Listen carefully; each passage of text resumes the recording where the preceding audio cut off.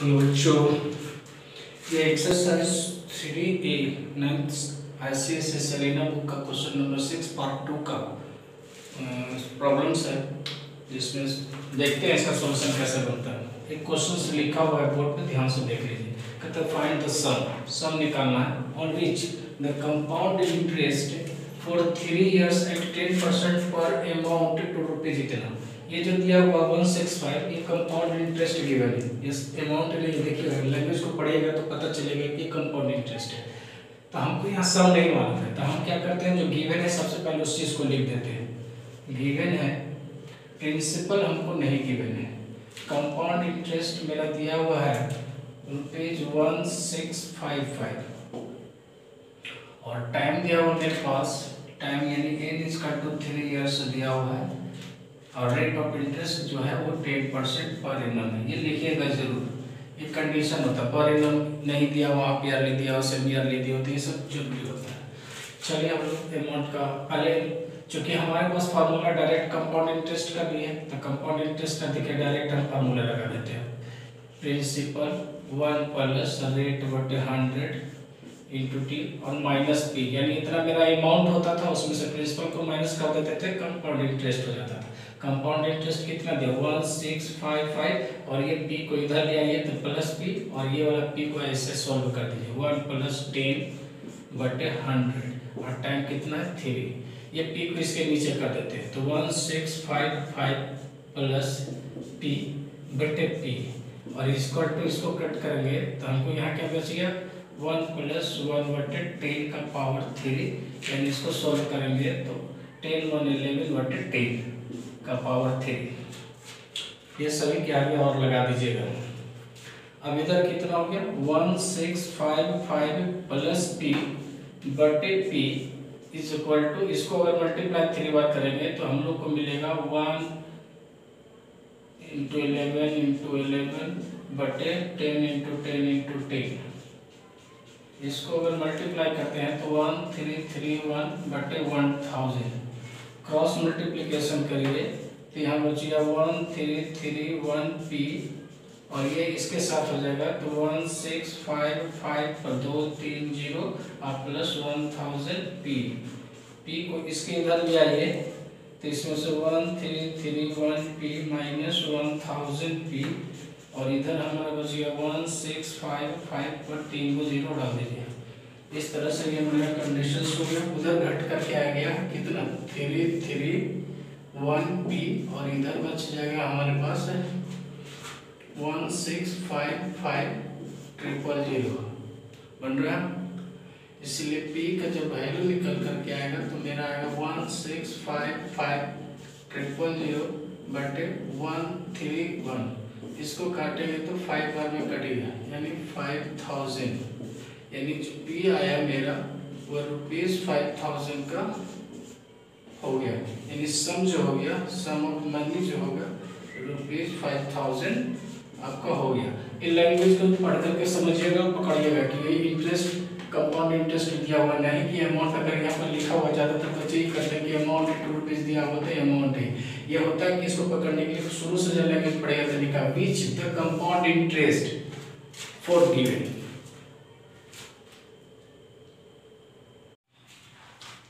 Question number 7 है, what principal will amount to ₹9856 in 2 years if the rate of interest for successive years are 10% and 12% respectively। Question बोल रहा है कि principal हमको find out करना है और अमाउंट गिवन नहीं है, और इसका जो रेट ऑफ इंटरेस्ट है वो सक्सेसिव है, यानी 2 रेट है, 2 साल के लिए 2 रेट टाइम्स कितना सक्सेसिव ईयर्स, 2 years दिया हुआ, 2 years दिया हुआ, और दोनों साल का रेट ऑफ इंटरेस्ट जो है अलग अलग है। देखते हैं इसका क्या होगा। जो गिवन कंडीशन है फिर अच्छा से लिख दीजिए। गिवन जब लिख दिया जाता है तो आपको ये डिसाइड करने में बहुत आसानी हो जाता है कि हमको निकालना क्या है और कैसे निकालना है। चलिए, प्रिंसिपल दिया हुआ है हम लोग को नहीं, अमाउंट गिवन है ₹9856, उसके बाद टाइम दिया हुआ है मेरा 2 years दिया हुआ है, और रेट जो है R1 दिया हुआ है 10% पर एनम, और R2 जो दिया हुआ है 12% दिया हुआ है पर एनम। ये तो रेट ऑफ इंटरेस्ट है, ये सक्सेसिव है, SU CESSIV successive rate of interest है, ठीक है। सक्सेसिव रेट ऑफ इंटरेस्ट हम लोग निकालते हैं। तो चलिए नोट का ही फार्मूला हम लोग डायरेक्ट लगा देते हैं। प्रिंसिपल 1 प्लस रेट बटे 100 R1 दो बार है तो इसलिए लिखते हैं 1 प्लस R2 बटे 100। 1 ईयर के लिए लिखा है तो 1 ईयर 2 ईयर हो गया कंटिन्यूअस रिस्पेक्टिवली 9856। और ये वाला पी को हम इसके नीचे ले आते हैं, आगे और कर देते हैं। तो यहाँ पर 1 प्लस रेट हमारा एक 10% है और दूसरा है 12% है रेट। इससे एक जीरो खत्म हो गया, ये 3 4 जा ये 25। इसको अगर सोल्व करते हैं तो हमको मिलता है 1 प्लस 1 बटे 10 और इसको करते हैं 1 प्लस 3 बटे 25, ठीक है। अब इसको सोल्व करेंगे तो 11 बटे 10 आएगा और इसको सोल्व करेंगे 25 और 3 28 बटे 25 आएगा। अगर हमको मल्टीप्लाई की देखिए बहुत सारा गुना करने के लिए रहेगा तो आप मल्टीप्लाई नहीं कीजिएगा, लास्ट में कीजिएगा, क्योंकि बहुत सारे काटने में आसान हो जाएगा। अगर कर लेते तो फिर गुना कीजिए फिर डिवाइड कीजिए, एक ही चीज़ को 2 बार करना पड़ जाएगा। लिखिए अब इससे यहाँ पर कितना दिया हुआ 9856 बटे पी और क्रॉस जब करेंगे तो हम लोग को पी बराबर क्या वैल्यू निकल के आएगा, क्रॉस कर दीजिए तो ये सब चलो इसके साथ पी ये है तो ये नीचे आ जाएगा, यानी 9856 गुने 10 इंटू 25 और बटे में आ जाएगा 11 इंटू 28। ये हो गया। अब इसको आप काटिए, जितना आसानी से काट सकते हैं काटिए। 896 इससे काटेंगे तो 896 और इससे काटेंगे तो हम लोगों को कटेगा 32। कट करके हम लोग को पूरा कितना लिखेंगे 32 इंटू 10 इंटू 25। यानी अगर आप मल्टीप्लाई करते हैं तो p का वैल्यू हम लोग को निकल करके आता है 32 इंटू 10 इंटू 25 बराबर आएगा 8000 रुपीज। इसलिए हम लोग को सम जो मनी होगा वो प्रिंसिपल हो गया, वो रुपीज हम लोग 8000 लिख सकते हैं, ठीक है। ये मेरा 8000 रुपीज हो गया, देख लीजिए। इसमें जो क्वेश्चन केवल इसमें जो विद फॉर्मूला रहता है कैलकुलेशन में गुना भाग ज्यादा रहता है, जितना गुना भाग करना है करें और अच्छे से कीजिए।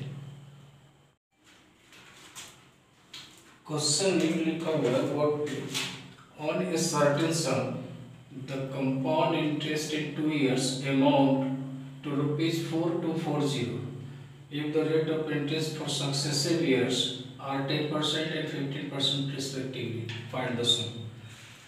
क्वेश्चन में हमेशा खास करके ये कंपाउंड इंटरेस्ट वाले में आईसीएसई वाले की किताब में अमाउंट और कंपाउंड इंटरेस्ट ये दोनों का लैंग्वेज इस तरह से लिखा हुआ रहता है कि यही सेंटेंस में दोनों लिखा हुआ रहता है कि बच्चा कंफ्यूज हो जाता है कि कब वो इंटरेस्ट का है यानी कंपाउंड इंटरेस्ट है और कब ये जो है अमाउंट बनता है। तो ऐसी स्थिति में जब भी इसको बनाने लीजिएगा तो 2 मिनट थोड़ा शांति से क्वेश्चंस को पढ़िएगा और ये क्लियर हो जाएगा, स्पष्ट हो जाएगा उसका स्टेटमेंट में। मतलब 1-2 बार पढ़ करके देख लीजिए और देखने के बाद देखिए कि किस तरह से वर्ड प्रयोग करता है। तो ऐसी परिस्थिति में जो होता है वो कंपाउंड इंटरेस्ट हो जाता है और ऐसी परिस्थिति में जो होता है वो अमाउंट बन जाता है।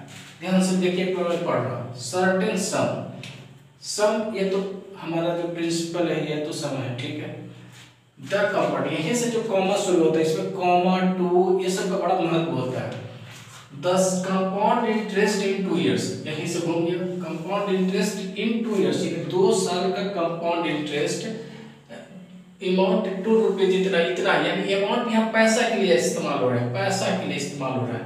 मतलब जो है कंपाउंड इंटरेस्ट जो 2 साल के लिए है वो इतना रुपया अमाउंट के रूप में मिलता है, यानी पैसा के रूप में मिलता है। ये नहीं कि हमको यहाँ पर जो अमाउंट गिवन निकालने वाला है सब फाइनल जो सम आता है वो वाला नहीं है। ये वर्ड ही एक ऐसा वर्ड है जो आपको लगता है कि फाइनल सम में मिल रहा है, मतलब हमको रिटर्न में कितना पैसा मिलेगा वो। और मतलब दोनों के स्पेलिंग एक ही जैसा करता है ना कि एक ही सिनोनिम वर्ड्स होता है कि एक ही वर्ड का 2 मतलब निकल करके आता है तो वो दोनों मतलब एक ही जगह पर दे देता है, इसलिए कंफ्यूज। इसके जगह पर चाहता तो ये दूसरा वर्ड का इस्तेमाल कर सकता था लेकिन ये जानबूझ करके देता है कंफ्यूजन पैदा करने के लिए कि बच्चा कभी अमाउंट समझ करके उसके बना ले, अगर बढ़िया से पढ़ाए तो कभी कंपाउंड इंटरेस्ट समझ के बनाए। मतलब उसको गलती होने का 50-50 चांस रहता है, बच्चा छोटा बच्चा को अगर ये लैंग्वेज पकड़ में नहीं आता तो गड़बड़ हो जाता है, इसीलिए देता है। ध्यान खाली यही देना, बस इसको क्लियर कर लीजिएगा कि कंपाउंड इंटरेस्ट है कि अमाउंट है, उसके बाद कैलकुलेशन है, गुना भाग है, वो आसानी से बन जाता है। बाकी जो 2 ईयर का सक्सेसिव रेट ऑफ इंटरेस्ट है इतना है। चलिए जो गिवन है जब हमारा क्लियर हो गया तो हम लोग लिख सकते हैं सम बराबर दिया हुआ है, यानी प्रिंसिपल बराबर हमको फाइंड आउट करना है। रेट ऑफ इंटरेस्ट जो है R1 जो है एक 10% है और R2 जो है वो 15% है, दोनों ये पर एनम है। और उसके बाद जो हमारा दिया हुआ CI जो दिया हुआ है वो दिया हुआ ₹4240 दिया हुआ है, ठीक है। यही चीज हमको दिया हुआ है सारा चीज, और टाइमिंग भी दिया हुआ है, देखिए टाइमिंग भी दिया हुआ है 2 इयर्स। ये सब देखिएगा थोड़ा छोटे नहीं। अब चलिए हम लोग इसको अमाउंट का फॉर्मूला डालते हैं, या डायरेक्ट CI का फॉर्मूला डाल सकते हैं, दोनों एक ही मतलब होता है। CI लगाएंगे तो प्रिंसिपल इंटू 1 प्लस रेट 1 बटे इतना, फिर हो गया 1 प्लस रेट 2 बटे 100 और माइनस P होता था, तो ये P को इधर ले आइए तो कंपाउंड इंटरेस्ट कितना दिया हुआ 4240 प्लस P, और इधर वाला P यहीं रह गया 1 प्लस रेट, एक पहला 10% दिया हुआ है और दूसरा रेट जो है वो 15% का दिया हुआ है। बस लिखिए, कैलकुलेशन स्थिर से कर दीजिए, बिना एकदम शांति दिमाग से कीजिएगा, क्योंकि इसका कैलकुलेशन भी गलती होता है ज़्यादा बच्चों का। 4240 प्लस P और बटे इसका वाला P को हम इसके नीचे ले आते हैं, मेरा सेपरेट हो जाएगा, और यहाँ जो बच गया फ्री हो गया 1 प्लस 1 बटे 10, और इधर जो बच गया 1 प्लस 3 बटे 20। बस इसको सीधा कैलकुलेशन केवल करना है, कुछ नहीं। यहाँ जो 11 बटे 10 हो जाएगा और इधर 23 बटे 20 हो जाएगा। अगर हम इसको सॉल्व करना चाहें तो कर सकते हैं, नहीं तो बाद में देखेंगे। अब इसको करेंगे, क्रॉस करेंगे तो हमको P के साथ यहाँ आ जाएगा 4240 प्लस P बटे P, क्रॉस कर दीजिए तो ये आ जाएगा, P से गुना करेंगे तो 11 इंटू 23 इंटू P, और इधर हो जाएगा, इसको गुना कर दें तो 200 आ जाएगा, यानी 4240 गुने 200 प्लस 200P। अब इसको हम गुना कर देते हैं, 11 टू 3 को अगर मल्टीप्लाई करिएगा तो 253 आएगा, 253P बराबर 4240 इंटू 200 प्लस 200P। अब ये P को इधर ले आइए, P को इधर ले आएंगे तो हमको कितना हो जाएगा 253P माइनस 200P, और इधर क्या बचेगा मेरा 4240 इंटू 200। बस सीधा लिखते चले जाना, कुछ हम कर नहीं रहे हैं। जो सोचना था सिर्फ एक क्वेश्चन के ऊपर में ही सोचना था, उसके बाद सिंपल सा कैलकुलेशन है। 53P is equal to 4240 into 200। P का वैल्यू आप निकालेंगे तो 4240 इंटू 200 बटे 53, ये आ गया। आप इसको ध्यान से देखिए, इसको जब आप क्रॉस करेंगे तो ये 8 बार में कर रहा है, 80 से डिवाइड हो जाएगा। देखिए 8 3 जा 24, 8 5 40 2 42, यानी इसको फिर हो गया 80 इंटू 20 200, मतलब ₹16,000 आपका जो है प्रिंसिपल निकल करके आ गया। Simple calculation. कोई भी मैथमेटिक्स आसान और हार्ड, जिसको हम लोग डिफाइन करते हैं कि ये बहुत हार्ड है और ये बहुत आसान है, सिर्फ इसका लैंग्वेज है। उस लैंग्वेज को अगर पकड़ लिए, जैसे कहें कि यहीं पर अमाउंट ऑफ कंपाउंड इंटरेस्ट में कंफ्यूजन पैदा करता है, तो कंफ्यूजन आप कितना अच्छा से हैंडल कर पाते हैं। अगर हैंडल कर लिए तो इजी, नहीं कर पाइएगा तो फिर किसी से सहायता लेना पड़ेगा।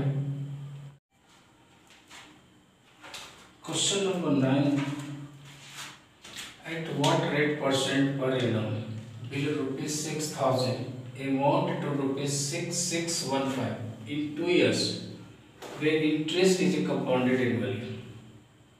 चलिए इसको पकड़ते हैं। ये तो एक मोटा तौर पर पता चला है, कंपाउंड रेट परसेंट निकालना है, और दूसरा इसमें 2 वैल्यू दिया हुआ है। इन दोनों वैल्यू में हमको क्या है, कंपाउंड इंटरेस्ट अमाउंट है, प्रिंसिपल क्या है, देखते हैं। तो देखिए पर एनम बिल रुपीज इतना, तो ये तो मेरा प्रिंसिपल होगा, अमाउंट इक्वल रुपीज इतना, ये तो ये अमाउंट गिवन है, क्योंकि इसमें कंपाउंड इंटरेस्ट का जिक्र ही नहीं किया। उसमें देखिएगा तो कंपाउंड इंटरेस्ट इन इतना अमाउंट ऐसा वर्ड रहेगा, तो इसमें तो ऐसा कुछ नहीं दिया हुआ। तो ये उस उसमें केवल जो मैच करता था दोनों में कंफ्यूजन करने वाला वर्ड, ये वर्ड था अमाउंट टू, उसमें भी अमाउंट टू करता है, लेकिन उसके पहले एक ऐड कर देता है क्या, कंपाउंड इंटरेस्ट ऑफ अमाउंट या compound interest will amount to. तो कंपाउंड इंटरेस्ट जो आगे जो प्रीसीड करता है वही इसको बाद में आने वाला जो अंक होता है वो कंपाउंड इंटरेस्ट का हो जाता है, लेकिन इसमें ऐसा कुछ स्टेटमेंट का प्रयोग नहीं किया हुआ है, इसलिए ये अमाउंट ही हो गया। जब सारा चीज गिवन है तो हमको रेट ऑफ इंटरेस्ट बाकी सिंपल फार्मूला यूज करके कैलकुलेशन को करना होगा। तो चलिए देखिए, प्रिंसिपल गिवन है ₹6000 दिया हुआ है और अमाउंट गिवन है ₹6615 गिवन है।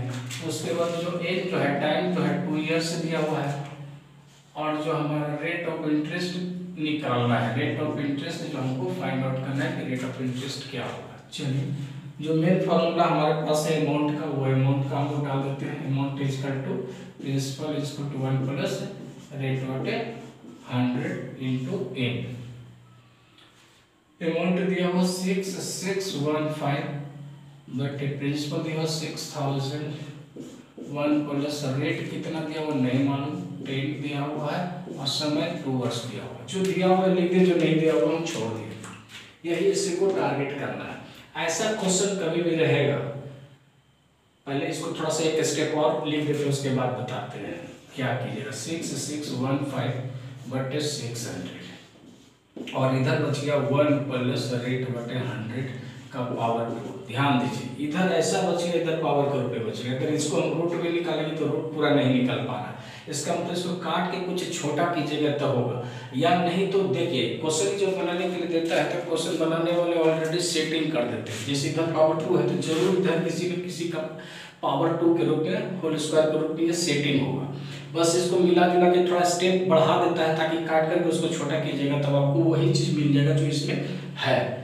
लेकिन बच्चा देखता है कि इसको रूट कराएंगे तो नहीं निकल पाता, तो थोड़ा कंफ्यूजन होता है और छोटा लगता है कि कुछ इधर है या नहीं बनेगा, जिसको हार्ड बोल जाता है। मतलब कोई भी चीज अगर सोच नहीं पाता तो उसको बोलता है कि हार्ड है, लेकिन वही चीज को जरा सा कोई हिंट मिल जाता है, कोई समझा देता है कि नहीं उसको रोको मत, उसको थोड़ा आगे बढ़ाओ, आगे बढ़ाओगे तो अपने आप वो बन जाएगा।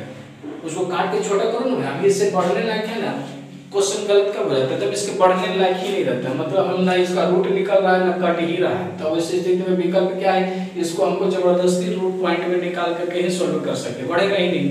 तो ये उस स्थिति में गुना भाग ज्यादा हो जाता है तब हार्ड होता है। हार्ड का मतलब है कि जो नॉर्मल तरीके से बन रहा था वो नॉर्मल तरीके से नहीं बन के उसमें गुना भाग ज्यादा हो गया, तब उसको बोलते हैं ज्यादा हार्ड हो गया। और बच्चा ज्यादातर इसी परिस्थिति में छोड़ते हैं, उसको ऐसा कभी नहीं हमको लगता है पढ़ाने के पीरियड में हम देखें कि उससे बनेगा नहीं, वो इसलिए छोड़ देता है कि बहुत ज्यादा गुना कर रहा है, बार बार गुना में 1-2 पॉइंट गलत हो जा रहा है, इसलिए वो छोड़ देता है।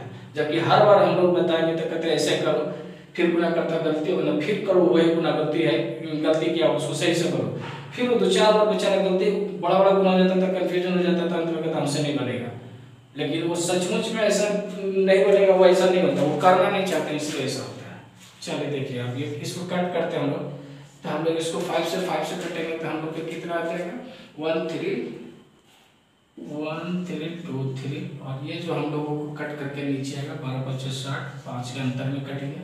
इसको कटे 4 के 12 400 आएगा, और इसको कटेगा तो हम लोग को 441 आएगा। इधर कट करके हमको छोटा कितना हो गया 441 बटे 400। अब इससे आगे नहीं बढ़ पाता, अब नहीं कट पाता है, क्या कि काटिएगा तो आपको पता चल जाएगा 1 प्लस रेट बटे 100। अब देखिए पता चल गया, आराम हो गया। इसको हमको 21 और इसको हमको 20 का स्क्वायर बनता है। देखिए 21 का स्क्वायर करेंगे तो 441 और 20 का स्क्वायर करेंगे तो हमारा 400, और इधर कितना बचेगा 1 प्लस r बटे 100। अब जब ऐसा रहता है एक्सपोनेंट या पावर का ऐसा नियम होता है कि अगर दोनों तरफ अगर पावर बराबर, बीच में बराबर का साइन है, अगर पावर बराबर है तो इसका बेस और बेस बराबर लिख सकते हैं, या कभी कभी ये बेस ही बराबर रहता है तो उसको पावर और पावर बराबर कर सकते हैं। ऐसा पावर का रूल्स है। तो हम लोग क्या लिखेंगे, इसका पावर बराबर, इसका मतलब बेस बराबर लिखेंगे। क्या लिखेंगे 21 बटे 20 बराबर 1 प्लस r बटे 100। अब इसको 1 को इधर ले आइए, 21 बटे 20 माइनस 1 और इधर बच गया r बटे 100। इसको सोल्व करते चले जाइए, 21 माइनस 20 और नीचे हो गया 20 बराबर हो गया r बटे 100। इधर चलते चले जाएंगे, इधर सोल्व करेंगे तो 1 बटे 20 और बराबर r बटे 100। फिर बीच में बराबर अगर कभी हम लोग जैसे क्रॉस मल्टीप्लिकेशन कर करके और निकाल ही देंगे, लेकिन एक नया चीज बता देते हैं। जैसे बीच में बराबर दिया रहे और तो काटने की अगर इच्छा हो, कट करके अगर छोटा हो रहा है तो नीचे वाले को नीचे से काट सकते हैं, ऊपर वाले को ऊपर से काट सकते हैं। अगर नहीं कटेगा तो फिर क्रॉस मल्टीप्लिकेशन करके उसका वैल्यू को निकालेंगे।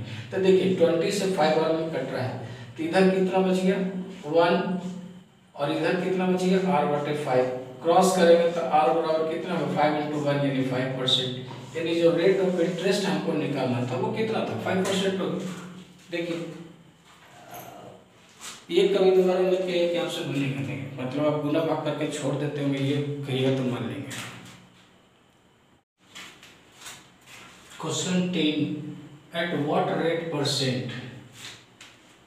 परसेंट निकालना कंपाउंड इंटरेस्ट, ध्यान दीजिएगा, does a sum of money becomes इतना times of itself in 2 years। अब इसमें फिर सेंटेंस का कंफ्यूजन कर रहा है। कंपाउंड इंटरेस्ट भी बोल दिया, सम ऑफ मनी भी बोल दिया और इतना टाइम्स ऑफ इटसेल्फ भी बोल दिया, यानी तीनों चीज यहाँ पर कंफ्यूजन है। कंपाउंड इंटरेस्ट भी होने की संभावना है, सम ऑफ मनी यानी प्रिंसिपल एक्स, और जब टाइम्स हो जाता है, गुना हो जाता है, ज्यादा है, पॉइंट में रहता है तो समझ लीजिए कि वो कंपाउंड इंटरेस्ट है, और एक से ज्यादा हो रहा है तो समझ लीजिए कि वो अमाउंट बनने का चांसेस है। रेयर केस में होता है कि एक से ज्यादा यानी 2 टाइम्स 3 टाइम्स 4 टाइम्स होता है और वो कंपाउंड इंटरेस्ट हो, यानी जितना हम किसी से कर्जा लिए हैं उससे दुगना तिगुना चौगुना जो इंटरेस्ट होता है वो बहुत रेयर केस में होता है, लेकिन कह नहीं सकते, इनकार नहीं कर सकते हैं। तो ऐसी स्थिति में एकाध क्वेश्चन ऐसा अगर हो जाए तब उसको मान सकते हैं कि इत्तेफाक के तौर पर कि वो आपका जो है कंपाउंड इंटरेस्ट है, वरना ऐसे मोर देन 1 का रहता है तो समझ लीजिए कि मोटा तौर पर वो अमाउंट ही बना रहा है। लेकिन फिर भी हम लोग ये एक तरह का तुक्काबाजी लगाने के दिमाग लगाए हैं कि कंफर्म करने के लिए कि वो अमाउंट है कि प्रिंसिपल है, लेकिन हम सेंटेंस से ही पकड़ेंगे। चलिए देखिए एट व्हाट रेट परसेंट, ये तो रेट है, इसको छोड़ दीजिए। अब यहाँ से 2-3 बार पढ़िएगा और उसके बाद क्लियर करिए। एक बार क्लियर कर लीजिएगा कि कंपाउंड इंटरेस्ट है कि अमाउंट है, उसके बाद आप बनाइए फिर कैलकुलेशन जोड़ घटा हुआ, उसके बाद कोई दिक्कत नहीं। कंपाउंड इंटरेस्ट फिर से at what rate percent compound interest does a sum of money becomes, यानी जो प्रिंसिपल है वो मनी जो भी कम हो जाता है वो इतना टाइम्स हो जाता है, यानी अमाउंट बन जाता है, वो एक पैसा का इतना गुना बन जाता है, इसका मतलब फाइनल मनी बन जाता है, फाइनल मनी का मतलब अमाउंट बन जाता है, तो ये अमाउंट हो गया। चलिए तब हम जब कंफर्म कर लें कि वो जो मेरा अमाउंट ही है टाइम्स वाला, तो प्रिंसिपल को हमको लेट करना पड़ेगा, तो let the sum of money बराबर रुपीज, अगर हम लोग मान लेते हैं पी है तो पी ही रहने देते, प्रिंसिपल को ले लेते हैं। अमाउंट बराबर कितना हो गया, अमाउंट बराबर हो गया 1.44 पी, ये हो गया इतना टाइम्स, टाइम्स का मतलब होता है मल्टीप्लाई मैथमेटिक्स की भाषा में, इतना रुपीज। और हमको रेट तो निकालना है, एक जो टाइम दिया हुआ 2 years दिया हुआ है, 2 years दिया हुआ, और रेट हमको निकालना है। तो चलिए अमाउंट का फॉर्मूला डाल देते हैं, प्रिंसिपल 1 प्लस रेट बटे 100 का पावर रेट। अमाउंट कितना दिया हुआ है 1.44 पी बटे ये वाला पी इसके नीचे आ जाएगा, और इधर बच गया 1 प्लस रेट बटे 100 का पावर 2। चलिए इसका हम लोग पी से पी खत्म कर देते हैं, तो क्या बच गया 1.44, इसके नीचे कर देंगे तो पॉइंट के बाद 2 जीरो है तो 2 जीरो आ जाएगा, ये खत्म हो गया, और इधर बच गया 1 प्लस रेट बटे 100। अब फिर वो पहले वाला तरीका कि अगर पावर के रूप में इधर दिया तो कोशिश कीजिएगा कि इधर भी पावर के रूप में सेटिंग होगा, क्योंकि हमको बेस वाला निकालना है, इसका मतलब ये बाहर वाला ही बराबर होगा। अगर ये अंदर में कुछ नहीं देता, बाहर में खाली देता, तो इसका मतलब अंदर वाला बराबर होता। अब इसको करेंगे तो ये हमारा 12/10 का स्क्वायर बन जाता है, 12 का स्क्वायर करेंगे तो 144 और 10 का स्क्वायर करेंगे तो 100, और इधर बच गया 1 प्लस रेट बटे 100 का पावर 2। देखिए पावर दोनों का बराबर हो गया, इसका मतलब बेस बराबर होगा, एक्सपोनेंट का रूल के हिसाब से 12/10 बराबर जो हो गया 1 प्लस रेट बटे 100। अब इसको सॉल्व कर दीजिए, क्या हो गया 12/10 और ये वाला -1 उधर जा जाएगा, इधर 12/100 आ गया। चलिए इसको करेंगे तो 12 - 10/10 बराबर r/100। अब आ गया तो कितना हो गया 2/10 बराबर r/100। 1 0 से 0 नीचे नीचे कट सकता है, बोले 2 इंटू 10 करेंगे तो इधर आ गया R, इसीलिए R बराबर हम लोगों को हो गया 2 इंटू 10, मतलब 20% जो है आपका रेट ऑफ इंटरेस्ट रहेगा, जिसका अमाउंट जो है 1.44 टाइम्स गुना ज़्यादा आपको वैरी कर जाएगा, बढ़ जाएगा।